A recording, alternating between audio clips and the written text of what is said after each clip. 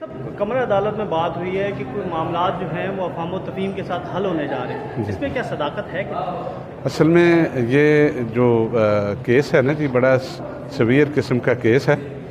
तो इसमें कुछ दोस्त जो थे वो कह रहे थे कि यार किसी तरह से इस मामला जो है इसको रफा दफा करवाएं ये, लेकिन वो अभी तक वो कोई कंक्लूड नहीं हो सका। तो कमरा अदालत के अंदर उनके जो वकील हैं हारिस, वो तो कह रहे हैं कि जी FIR होती है, FIR करवा दें, लेकिन आज कंक्लूड कर दिया जाए, इस मामले को ख़त्म कर दिया जाए, और सुलह की बिल्कुल वो तरदीद कर रहे हैं। असल में यही तो वो मैंने ऑब्जेक्शन उस पर लिया था कि ये जो पहली तारीख पे इन्होंने दिया मीमो ऑफ द पार्टी कि जी मैं ये वकालतनामा जो है देना चाहता हूँ, वकालतनामा नहीं है, लिहाजा जो है मुझे तारीख दी जाए। तो उस मेमो की बुनियाद पे तारीख दे दी गई। तो अगली तारीख पे वो मेमो से पहले का वकालतनामा जो है वो आके कोर्ट में दे दिया। तो मैंने उस पर ऑब्जेक्शन दिया कि या तो ये, चूँकि इस वक्त बंदा जो है जो प्रपोज अक्यूज़ है वो पाकिस्तान में नहीं है, या तो उससे प्रॉपर वकालतनामा ले आएँ तो उस पर बहस कर दें। इसी वजह से वो ऑनरेबल कोर्ट से रिक्वेस्ट भी की, ऑनरेबल कोर्ट ने उसको एक्सेप्ट भी किया और उन्होंने अब परसों के लिए डेट रखी है। आप सीनियर वकील हैं सुप्रीम कोर्ट के, क्या पावर ऑफ अटार्नी की कोई लीगल हैसियत है? यानी हम इसे ये कह सकते हैं कि अगर पावर ऑफ अटार्नी साइन नहीं है उस डेट से पहले का, तो क्या बाबर आजम के वो वकील हैं या फिर वो खुद अपने तौर पर पेश हो रहे हैं? देखिए जी, हम प्रोफेशनल लोग हैं। पावर ऑफ अटार्नी के बगैर तो हम एक कदम नहीं चल सकते। पावर अटार्नी का मकसद ही ये है कि हम आपको पावर दे रहे हैं कि आप ऑन माई बिहाफ काम कर सकते हैं। एक बंदे ने अगर मुझे पावर ऑफ अटार्नी नहीं दिया तो मैं उसके बिहाफ पे कैसे पेश हो सकता हूँ? ये तो जो ऐसा करता है उसके ख़िलाफ़ कानूनी कार्रवाई हो सकती है। कि एक बंदे ने पावर ऑफ अटार्नी नहीं आपको दिया तो आप बगैर पावर ऑफ अटार्नी के कैसे वहाँ अपीयर हो सकते हैं? अच्छा, ये बताइएगा कि कमरा अदालत में आपने कहा कि किसी में कोई नेगोशिएशन की मुलाकात हुई, तो वो क्या मामला है? वो एक हमारा एक अपना था कोई केस की बाबत, वो डिस्कशन थी। वो जो है चंद दोस्त वहाँ आए तो इससे कोई इतना तल्लुक़ वास्ता नहीं है। अच्छा, ये बताइएगा कि आपने एक और इंदराजा मुकदमे की दरख्वास्त दी है जो इसी अदालत में लगी है, वो दरख्वास्त क्या है?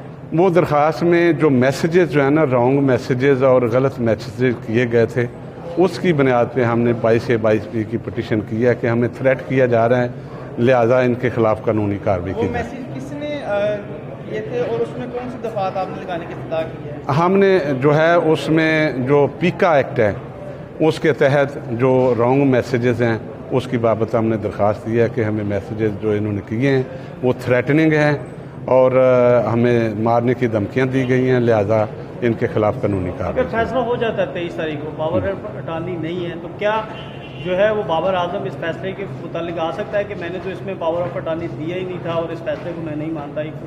नहीं, इसमें ऐसा नहीं होता।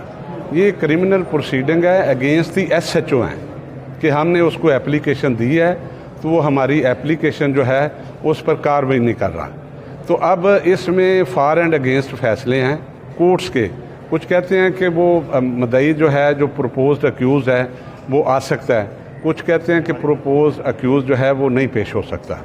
तो ये एक्चुअली जो हमारी पटिशन है वो SHO के अगेंस्ट है कि वो प्रोसीड नहीं कर रहा in accordance with law under section 154 CRP से। कि आपने FIA के में भी कोई दरख्वास्त दी है बाबर आजम के खिलाफ, वो क्या दरख्वास्त है?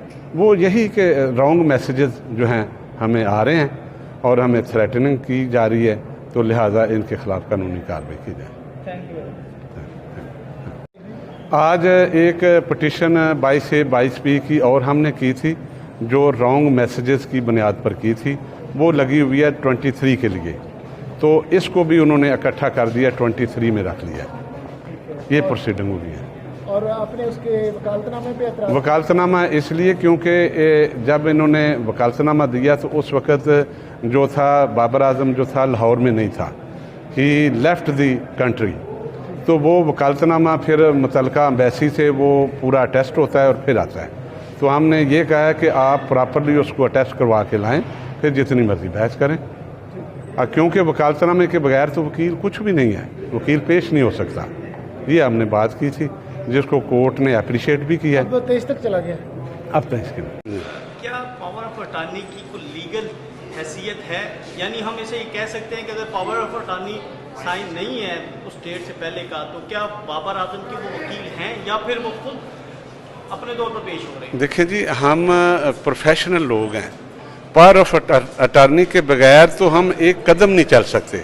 पावर ऑफ अटॉर्नी का मकसद ही ये है कि हम आपको पावर दे रहे हैं कि आप ऑन माई बिहाफ काम कर सकते हैं। एक बंदे ने अगर मुझे पावर ऑफ अटॉर्नी नहीं दिया तो मैं उसके बिहाफ पे कैसे पेश हो सकता हूँ? ये तो जो ऐसा करता है उसके खिलाफ कानूनी कार्रवाई हो सकती है कि एक बंदे ने पावर ऑफ अटॉर्नी नहीं आपको दिया तो आप बगैर पावर ऑफ अटॉर्नी के कैसे वहाँ अपीयर हो सकते हैं। अच्छा, ये